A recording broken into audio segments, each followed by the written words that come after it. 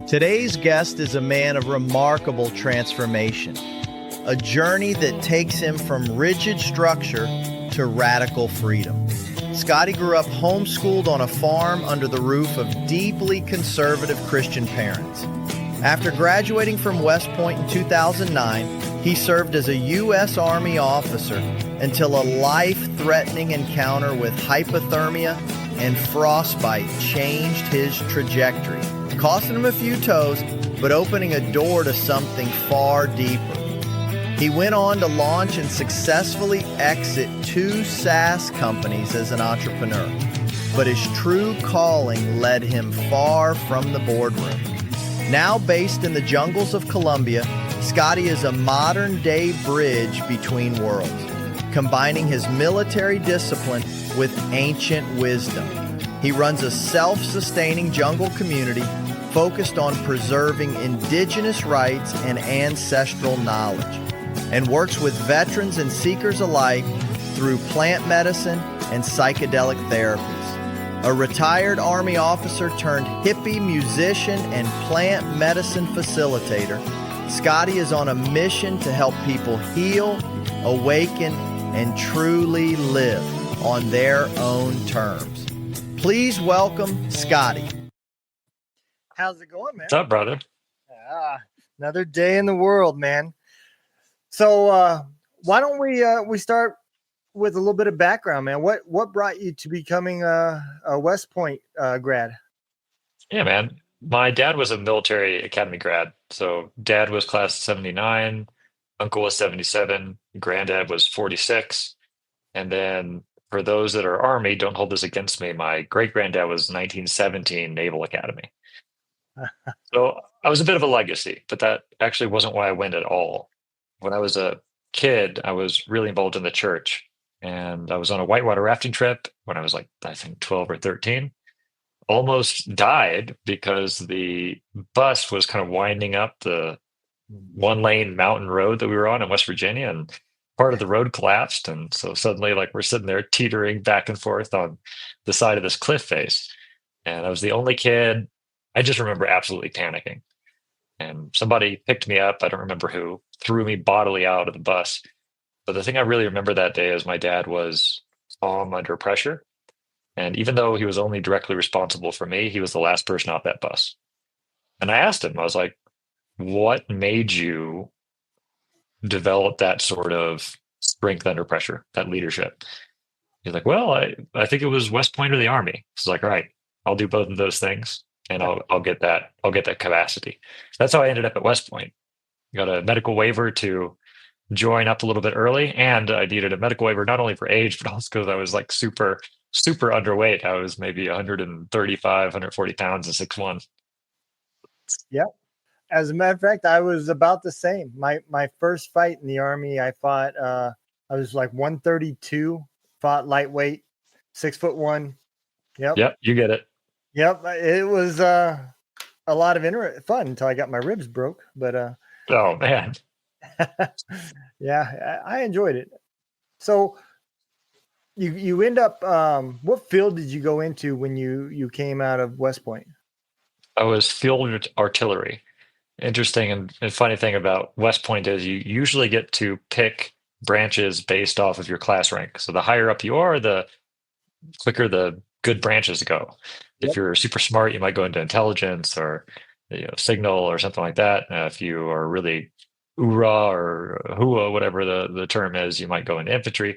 I was force branched field artillery because I was pretty dumb. I didn't get. I was a solid C minus average student. And funnily enough, I got put into the branch of the Army that requires the most math. So go figure. Yeah. Being a gun bunny, man, that's it's an interesting field. I didn't expect that. Yeah, field artillery. First off, I ever met that was field artillery. Full cord, go boom, baby. Yep. But I'm going to tell you something. You guys were loved. Call for fire. You guys were loved. We're useful when you really need us. Yeah. Yep. So you graduate West Point. You go into, how long were you in the military before you were medically discharged? 3 years as an active officer. So I spent about a year in basic officer leadership course, and then I was up in Alaska for about 2 years. My unit had just gotten back, so we were sort of in a training cycle. Mhm. I was part of 5-1 Cavalry out of the first of the 25th Infantry in Alaska. And we were getting ready to deploy, and my squadron commander had promised to send me to Ranger School and to SF selection after we deployed. So my dumbass was out there trying to do long distance snowshoeing to prepare, and I just bit off way more than I could chew. For any military veteran out there, they know you got first lieutenants wandering around land nav courses and have no idea how to look at a map. I was that guy. I got super lost, spent 8 hours out there, nearly died, and lost a couple toes, as you so aptly mentioned in your intro. Yeah. Land nav. Yeah. You know, that is one good side to the field that you got put into. I mean, officers, for the listeners that don't know, it's tough to get promoted. It's a very competition field. Only one person, when they get rated, can be number one. It's not like the NCO Corps where everybody's among the best, and it does make it difficult. So those, I get what you were doing. Those badges is crucial to put you above your peers and to get promoted. So I get why you were out there, because that's not an easy feat. So you're out there in Alaska, and it's, quite the opposite of 80 degrees outside. It's probably 80 below outside. And It was 40 below. 40 below. Yep. Yeah. So, I think once you get past 10, it's just cold. It just doesn't matter. Yeah, it's interesting to think about -40 is it's so cold that the Fahrenheit and Celsius scales match up. Anywhere really below, I think, -20. If you throw a pot of coffee out in the air, it'll freeze before it hits the ground. Like, people don't understand how cold that is. Like Yeah. at -40, if you say get an itch and you like wipe your eyebrows, you'll lose them because they'll break right off. Wow. That is insane. I've been cold, but I've never been that cold. Yeah. It's different. This is different. It is. I've always wanted to go to Alaska, and I never got the opportunity. But Go in the summer. well, yeah, but then you got to watch all state birds up there, the mosquitoes. It's truth. Truth. Go in the summer, bring a baseball bat. If you go in the winter, keep an eye out for my toe. Yeah, absolutely. So you end up getting medically discharged. What happened? I mean, we're still a long ways away from Colombia. Yeah, that was a really rough point in my life. I believe it. As I mentioned, my dad was extremely conservative Christian, the sort of brand that believes a particular way about the world, and if you don't believe exactly that same way, they won't have anything to do with you. Yeah. And so I was estranged from my family largely because of religious reasons. You can imagine I'm here as going back a little bit, 17, 18, 19-year-old at West Point, and a couple of people that I know are coming back in body bags.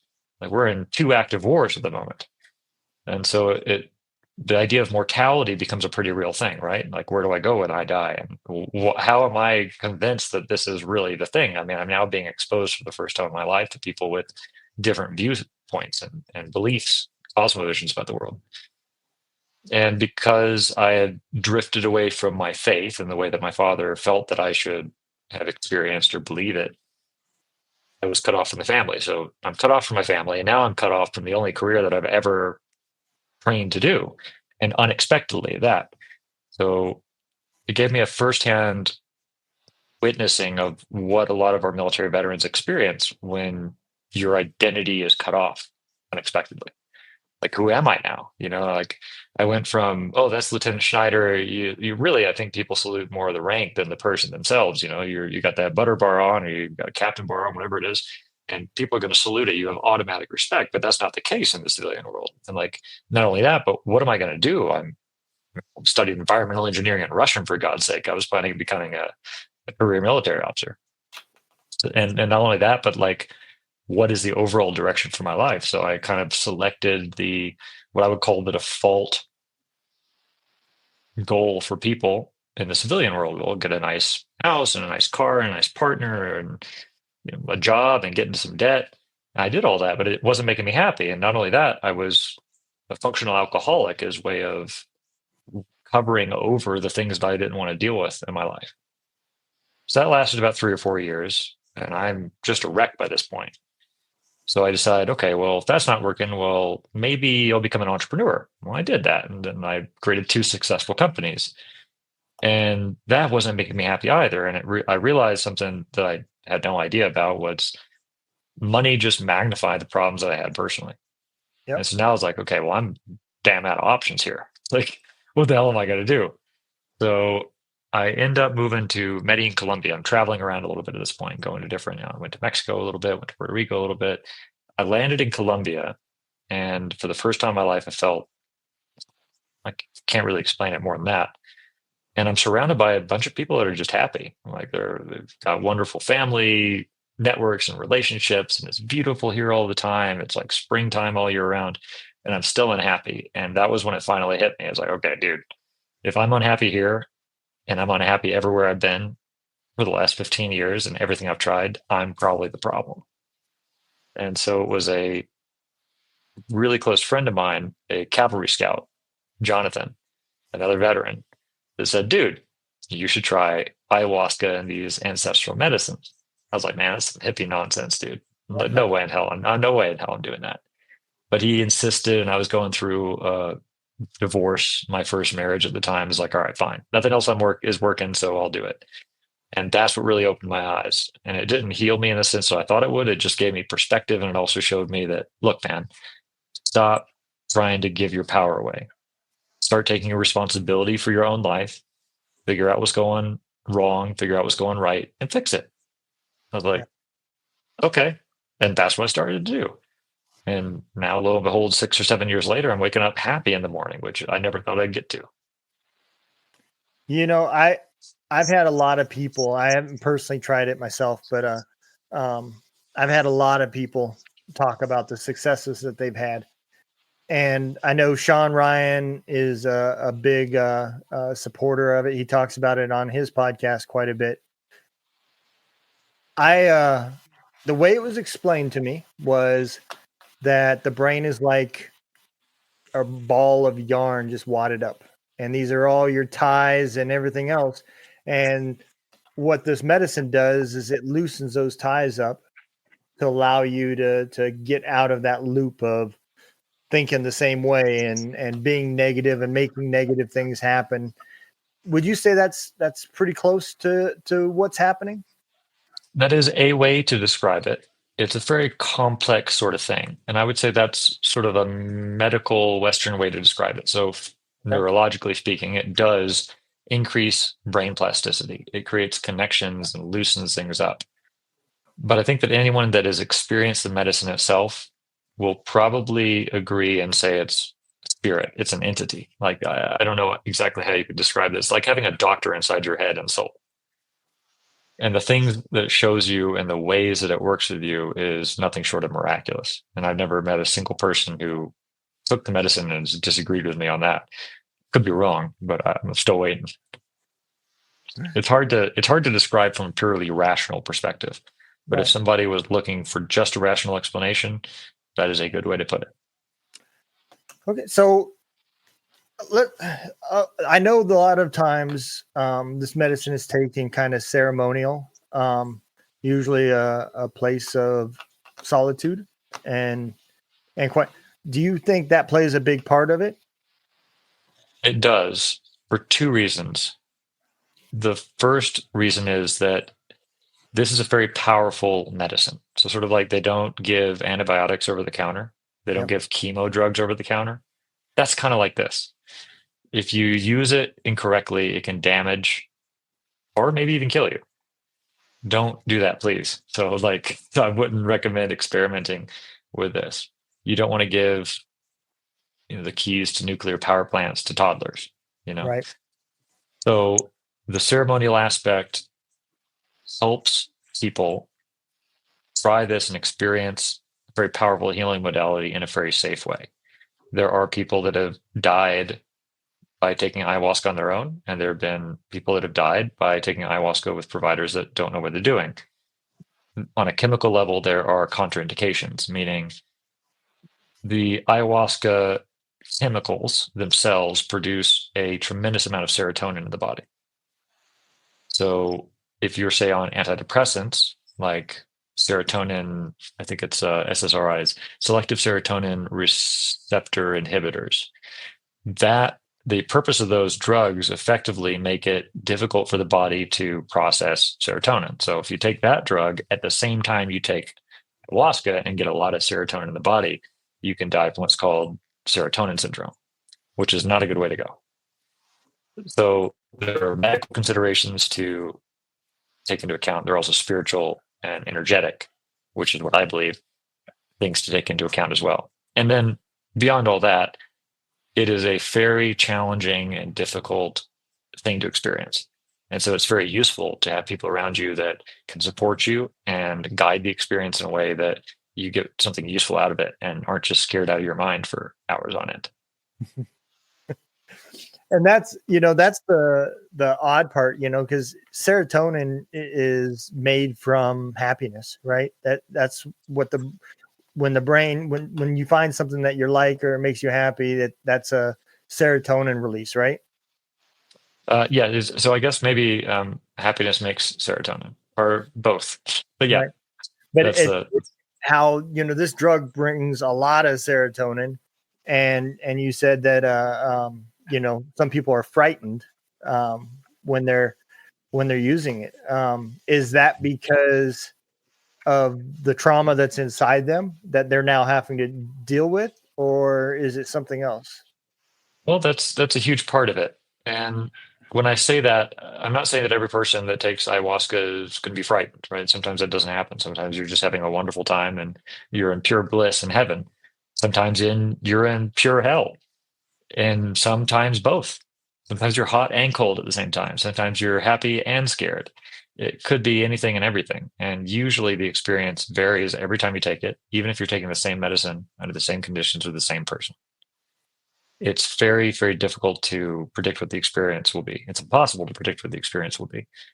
And usually, what people that take it find out is that the medicine gives you exactly what you need to experience when you need to experience it. And that includes things that are difficult for you to process. So it's like kind of the difference between Western healing and indigenous healing. Western medical healing will be like, you come into the doctor and you're like, Doc, I got a headache. Like, what's he going to do? Probably hand you some Advil. Here you go. Yep. Let's treat the symptom. The indigenous will say, hey, have you tried drinking some water? Similar to what a holistic doctor will do. And so the primary purpose of the medicine is to show you things that you need to deal with and to give you perspectives on that. So let's just say that you're dealing with some severe trauma like PTSD, or a time you were locked in a firefight for 3 days. You probably don't want to go back there. You spend most of your time avoiding it. Yep. It might take you back there, but in a way to allow you to heal that and move past it. I had a buddy of mine, in fact, my best friend, one of his cousins was a Marine, a mail clerk in Afghanistan that got shot down in a Chinook, I think, and spent 3 days in a firefight. And he was tremendously traumatized from that. Lots of PTSD, night sweats, couldn't sleep, anger issues, the whole 9 yards. Right. Yeah. And they're like, Scotty, can you talk to this guy? Because he's scared of taking the medicine. So they're, all right, cool, man. Hey, come on down by the fire. Like, what's going on? Tell me about the effect that this is having on your life. So he told me about all the laundry list of symptoms that he was going through. Okay, cool. Do you want to keep experiencing that? He's like, no, it's wrecking my life. He's like, but you're scared of the medicine. He's like, yeah, I don't know if what it's gonna do. We're like, well, look, man, real simple. Do you want to continue with the negative symptoms and challenges and wrecking your life that you just told me about? Or do you want to face your fears and see if you can get past it? It took me 30 seconds. He's like, oh, that's it? All right, I'm in. He took with us that night, had a wonderful experience. That's really the only decision. And it's not saying that everybody has to take ayahuasca or that it would work for everybody, but it is to say that I think a lot of times we don't, we are not willing to face our fears because we're Yeah. not looking at it in the way of, I'm making a decision. If I'm not choosing to pursue healing, I'm making a decision to stay sick. Yeah. Choice. Yeah. I mean, and I think that's the powerful side of depression is it likes to keep you in that loop of there is no way out of this. It is hopeless and there is no light. The only light you're Yeah. seeing is the train that's coming to run your ass over. Yep. And you know, once you accept that, well now you're on the last step before you take your life, you know. Yeah. Um, and so I do get it. The VA is no help. You know, there's not no directory that says, "Hey, these are your benefits and this is what you qualify. Call us." You know, there's no, you know, there's more liquor commercials than there is VA how to get your benefits ads, and it's unfortunate because there is a lot of great things, and it does cause people to self-medicate. I think that's a lot of where the addiction side comes from is them grasping at straws trying to get some help. And I I know I think it's LSD that they're or is it Molly? One of the two that they're supposedly MDMA. DMA. MDMA is the one that's currently going through, I believe there's legislation in Congress to approve that for veterans, as well as psilocybin therapy. Yep. Yeah, and I can only imagine, you know, how expensive that's going to be. Um, I'm sure big pharma is involved and everything else with it. Well, So hopefully not. If it's pushed through MAPS, they're, I believe, their own MDMA distributor. okay. So down there in Colombia, your bio says that you work with indigenous people. Do they also? I'm sure they use this same plant medicine for themselves as well. What are they using it for? Is it the same things that we are using it for? Yeah, so it depends on what tribe you're talking about. I work with a lot of different tribes. So typically, ayahuasca is used by the tribes in the Amazon basin. So that includes Peru, Colombia, Venezuela, Brazil. Those are generally the primary use cases, at least traditionally, for ayahuasca. But many different tribes use a lot of different medicines. So some people use coca leaves, some people use tobacco, some people use other Amazonian trees like, say, yopo, which is a DMT containing snuff. There are a bazillion amount of medicines, and some tribes don't use any medicine at all. For example, the Kogi and the Wiwa, the Wiwa I work with, I've actually got two families of them living out in my jungle community. They meditate in caves for years on end. That's their medicine. So it really depends on what tribe you're dealing with that determines what medicine you're using. Wow. Okay. So yeah, because I guess I had a different, you know, opinion. I'm picturing TV. You know, I'm over here. I've never been to Colombia, and I was just picturing more like, you know, this stuff is being controlled by a tribal doctor and you know, handing it out by prescription. You know, but I know it's at a much simpler basis than that. But Well, it's like it's very difficult to describe how the medicine is used. We live with it and we work it. I say we because I'm effectively, like, I've actually been adopted by an indigenous tribe by virtue of marriage to my wife, who can trace her lineage to said tribe. And I live in a community in the jungle where we take this medicine to learn about life, to heal and protect our children, to recover from our trauma, and to grow as people. And so for us, it's like most Westerners will maybe come down to Colombia and take the medicine once in their entire lifetime. They take it a couple times a week.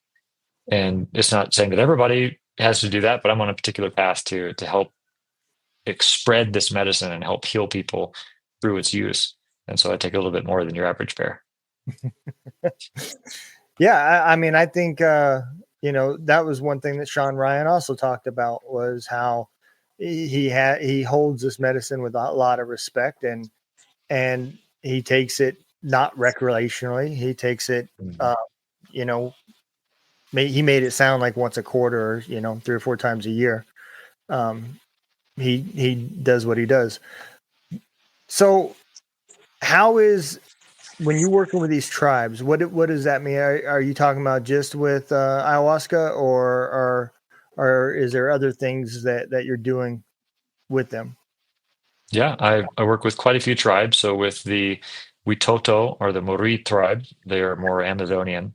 I work with the medicines of coca, so madre coca, which is it's a very sacred plant to us. It's what cocaine is made out of.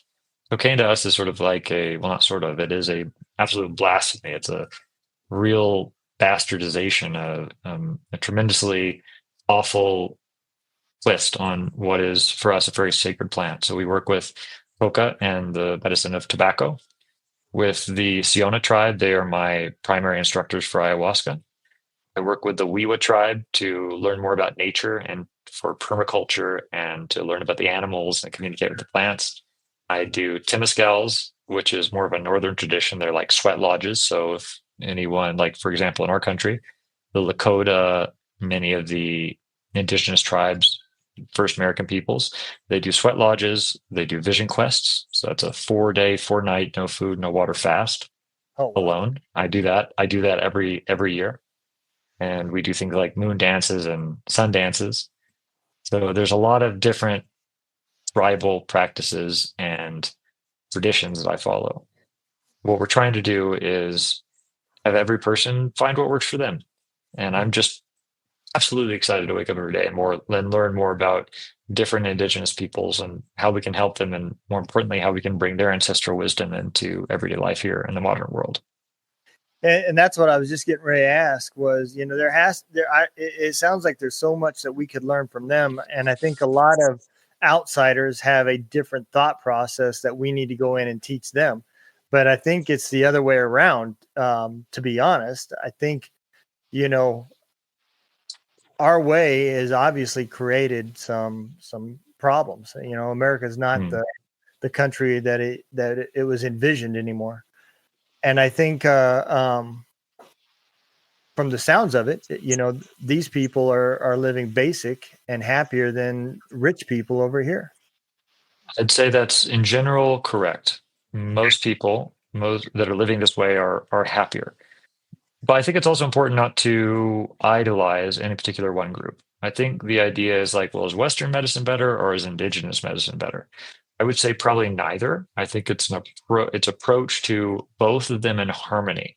Mm-hmm. What tool fits the solution best, right? Not everybody wants to live in the middle of the jungle like I do and running around barefoot and dirty. That's okay.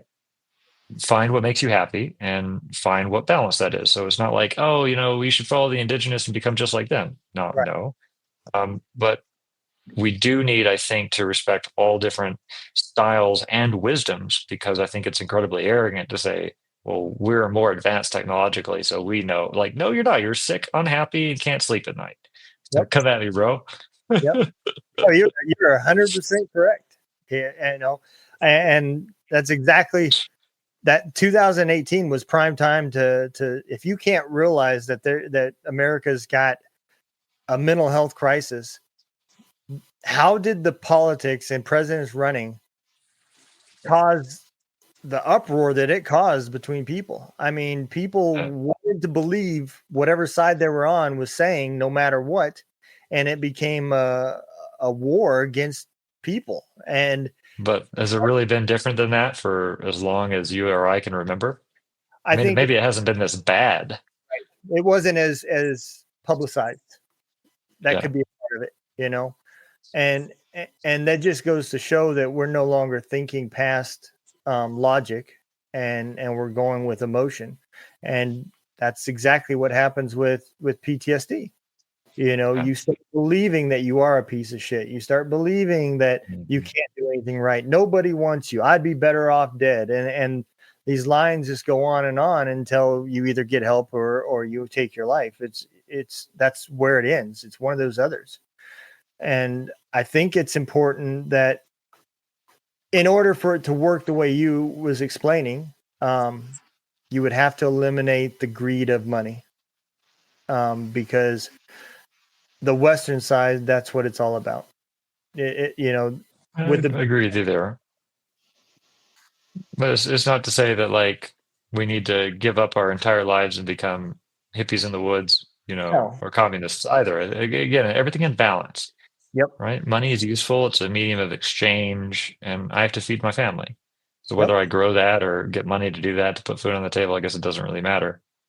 When you Right. talked about like, oh, you're taking your life because you're concerned about what other people think of you, like, yeah, I guess it's foreign to me because these days I don't care what other people think about me.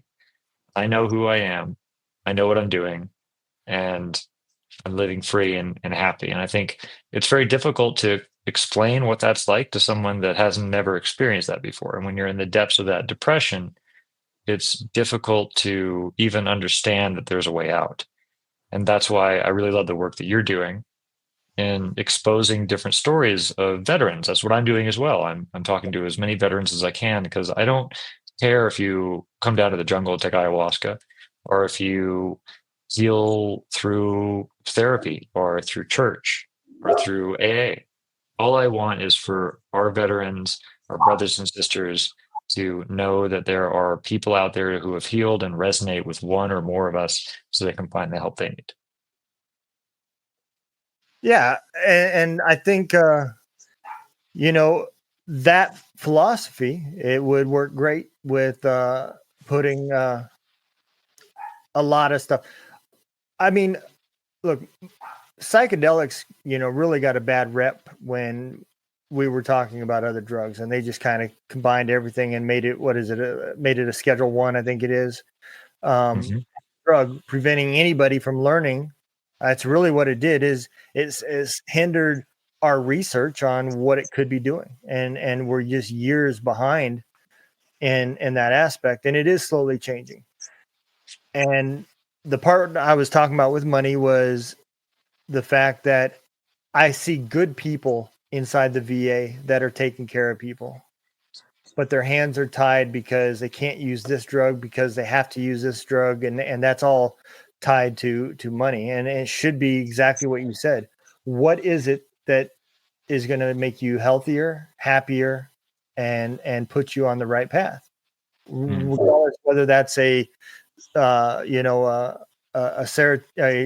antidepressant from big pharma or ayahuasca. It's not about pushing any one thing. It's about, Exactly. you know, Yeah. and I do agree with you. It could be worked in controlled environments. It could be integrated in hand with some of the other Western studies that's happened. And I really do wish they would make it available to people, because there is a lot of people out there that could benefit from this, but can't afford to leave the country to experience it. Yeah. Well, I mean, I guess if you put it another way, can you afford not to? And And so when that's the case, like you always figure out how to put food on the table, how to put a roof over your head. And if this is that big a deal to you, then I think it's time that we take healing in our own hands, yeah, like many of us did. Okay, fine. I'm not going to wait around for somebody to tell me this is approved or not. I'm going to go find out healing for myself. And I think it's the road to healing always starts with a acceptance of your own responsibility to fix your own life. Nobody's going to do it for you. yeah, And the more that you point the finger away at somebody else and give your power away and blame, well, you're not going to move anywhere quick. So it's just like the same thing I talk to everybody. Do you want to stay sick and unhappy and not well? If so, keep blaming everybody else. And that includes the VA. Look, they're doing the best that they can. yep, Or maybe they're not. But it doesn't matter at the end of the day. right. You are responsible for your own life. And like people hate hearing that. Like, what do you mean? How cruel? It's No, true. and what you were describing is exactly the kind of the path that I have observed from myself and other guests. You go from not even knowing what PTSD is, then to learning, oh, you have PTSD and these are your symptoms, and then to, oh, that's not my fault, I have PTSD, and that Exactly.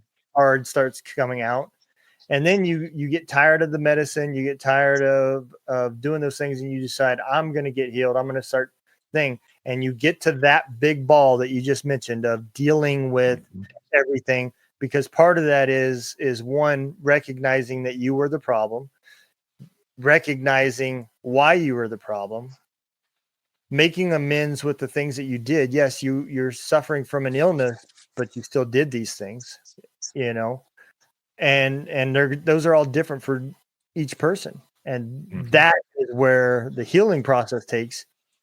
And that is scary because you have to be judged again. It's scary, but also incredibly freeing, because in some sense, yes, you are the problem, but you're also the solution. Yep. The medicine of ayahuasca isn't what's fixing you. You're the medicine.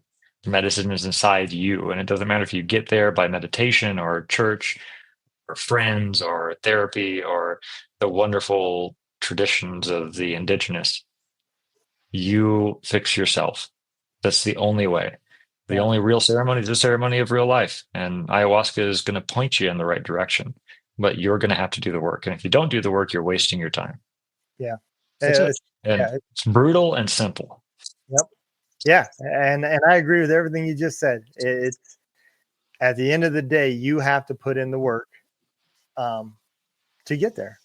And it doesn't hurt to also do like what you just said, not give a crap about what anybody else thinks. Put that aside for a while so you can focus on yourself and move forward. Yeah. And yeah, I think that's the simple way to look at this. So what advice would you give a veteran? Let's say, you're talking to a veteran that's in the States and whatever. And it's not that you can't find the drug in America, you can get it here too. But what is your advice when you're talking to somebody, like, do you listen to their problems and then you say, well, this is what this would do for you, or you could try this? What is your approach? Generally, it is first, let's talk and figure out what you're struggling with, what your background is, and what your intuition is in terms of going about solving it. So the approach is going to be different. Everybody's in place A and they want to get to place B, right? The place B matters. I don't know where you want to go. So where do you want to go first? And then how do you want to get there? Are you absolutely dead set against psychedelics? Okay, let's explore some other ways. So I'm going to treat each person on a case-by-case basis. I think it absolutely has to be that way. And then I would suggest that people keep an open mind. Like, if you're trying to fix this on your own and it's not working, well, be open to things that you haven't tried before or that you've initially rejected. Just keep an open mind. Yeah. That's the biggest thing. And don't be too rigid or strict about anything. Don't be too stuck in your own ways of doing things or judging. Like, for example, I could easily say, though, ayahuasca works for everybody and it's the only way to heal. That's, generally speaking, I've never met a person that's happy, truly happy, that was rigid about many things at all. Yeah, I would agree. Yeah, that's a good way to put it. So I want to get into it for a second. I know that term microdosing has been thrown around a lot lately. It's kind of seemed like a buzzword. Is this also something that you could do it that way as well? If for somebody that is afraid of the upfront effects? You could, but I don't recommend it.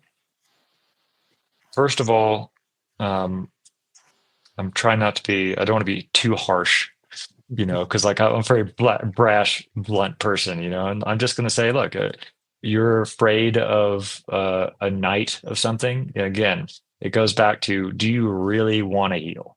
Yeah. And if you really want to heal, you're foaming at the mouth and you're willing to do anything to make that happen. So if you're scared and kind of want to dip your toe in, you want to microdose, I don't think you're ready yet. And the second thing is that microdosing treats these very powerful ancestral medicines a bit like Advil. I'll just take a little bit of ayahuasca, just take a little bit of mushrooms. It's something I do. You get into the habit of it. And I think that in order for real healing to occur, you need to get your soul knocked right the fuck out of your body, to be blunt about it. Yep. You know, let's go. Like, I am all in, no holds barred, not tiptoeing around it. I'm here to do some work. And And I when you think, come with that attitude, then you're going to experience something good.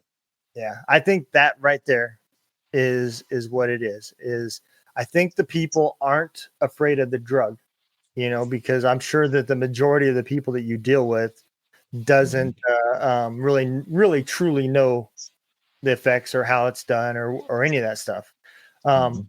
What they're afraid of is they know the drug is going to make them deal with something that they don't want to deal with. Yeah. And that's You're already dealing with something you don't want to deal with. right. But you're masking it, you're not truly Yes. dealing with it.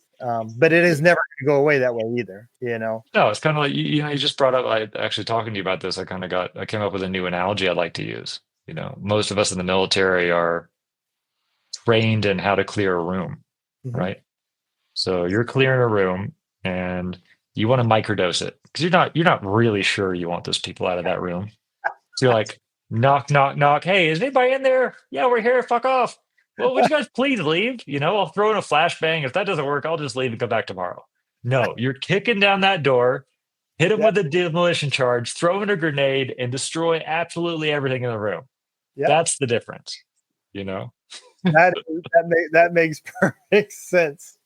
I think every veteran listening to this can that. Hopefully so. Yeah, I think so. So, how would somebody, in your advice, right? Mhm. You recommend that they look for somebody outside the United States so the pressure of doing it illegally is Mhm. gone. Yes. And I think that also gives you the ability to be present in the moment, Mhm. Yep. because your mind is not on, was that a cop? Who's that? What's that? You know? Mhm. Um, Yeah. so how do you recommend somebody find somebody that is reputable? Because you did say earlier, Mhm. that there is people that don't know what they're doing, that's trying to sell this service. Yep. How does somebody find somebody? Well, part of a way to help this process along for veterans and for anyone else that's listening to this, even if you're not a veteran, I've created a full course on what to look for, the effects of the chemicals, the spiritual significance, where to find reputable centers. So that's available on my website, okoyai.com, as well as a book I wrote for veterans and a standalone veterans course, all of which is free. It is there for the community, for the veteran community, and for those that want to learn more about the medicine. And I'm open. I will hop on a call with you. My wife's a medical doctor. So if you need advice or pointers, she can cover you. Like, we exist here to help point people in the right direction. So look us up, find us, send us an email, drop me a line, call me, send me a text or a WhatsApp. I've dedicated my life to the service of this medicine and to healing people in general. So I'm here to help. And there are others like me. Yeah, and you brought up another point, with your book and the website and everything else. Um, you're giving these people the opportunity to make a conscious decision with some education. Yes. So I think that is another positive thing that somebody was looking for. Does the website look like a sales pitch, or does the website look like this person truly believes in what their product is and what they're talking about? Mhm. What realistically, what do you think the cost is for somebody to go through this? What can they look at if they're saying, "Hey, I'm going to go to Colombia and do Mhm. this"? Obviously, they got the plane ride and everything else. What all costs would they be looking at? Sure. Well, it depends on what sort of experience you're looking for. If you want to go to a high-end luxury ayahuasca retreat where you've got your feet kicked up by the pool and organic meals served to you, I wouldn't recommend that, by the way, because again, you're here to work, not to have a vacation. Yeah. You can expect to spend 5 or 10 grand for a week, or sometimes even more than that. If you go somewhere in the States, it's going to be at least 3 to 4 grand, typically even for a weekend. So I'm sure there are exceptions to that, but it can get very expensive. If you're going outside of the country, it typically is a little bit more economical. So Colombia is about 3 or 4 hours away from Miami. So it's not that far away. You can spend a couple $100, maybe $400 or $500 for plane tickets. And then when you get here, you can spend as much money as you want.